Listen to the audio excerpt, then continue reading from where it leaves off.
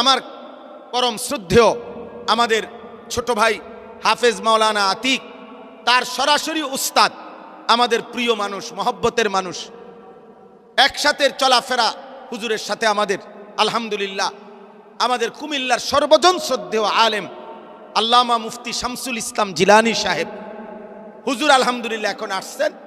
হুজুরেই মূলত বাচ্চা যে কয়জন আমার কথা, সে অনেক পেরেশানি করছে যে ভাইয়া অন ছাত্র হবে আসতে, আমি কিচ্ছু দরকার নাই, তুমি বইয়া সবক নিবা, তুমি বসো, সবক মাদ্রাসা শুরু করো, পড়ানো শুরু করো।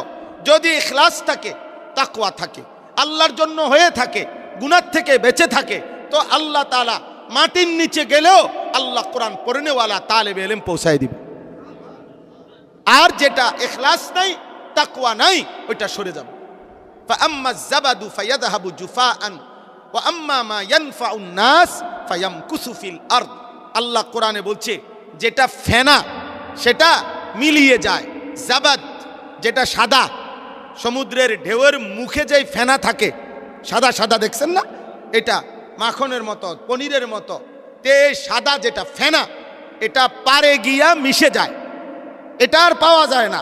কিন্তু যেটা পানি, এটা টিকেই থাকে, কারণ ফেনা মানুষের প্রয়োজনীয় না, এজন্য এটা মুছে যায়, আর পানি মানুষের প্রয়োজনীয়, এজন্য এটা টিকে থাকে।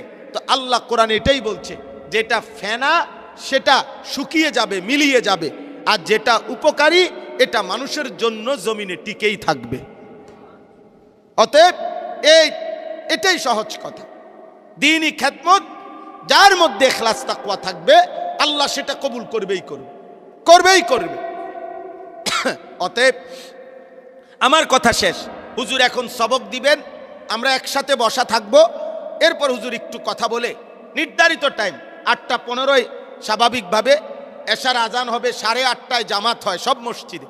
আমার বক্তব্য বলে এটাই, অল্প কথা, আজকে উদ্বোধন, এজন্য লম্বা ওয়াজ করার উদ্দেশ্য না, আপনাদের কাছে শুধু এই কথাটাই বলা যে একজন ইমানদার পুরুষ কিংবা নারী, ছোট কিংবা বড়, ছেলে কিংবা মেয়ে, মুসলমান যার পরিচয়, তাকে আল্লাহর দ্বীন শিখতে হবে।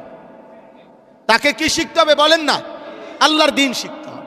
এনে ভাগ করলে হইতো না, আপনি 3 জন 4 জন একজনরে মাদ্রাসায় দিছেন, না না আপনার কাছে আমি ভিক্ষা চাইছি না, আপনি ভিক্ষা দিলে হবে না। ইসলামকে আপনি ভিক্ষা দিচ্ছেন নাকি? না না, বরং মুসলমান যতজন দ্বীন শিখবে ততজন। দ্বীন শিখবে কতজন বলেন? ছেলে যতজন আল্লাহর দ্বীন শিখবে কতজন? মেয়ে যতজন দ্বীন শিখবে কতজন?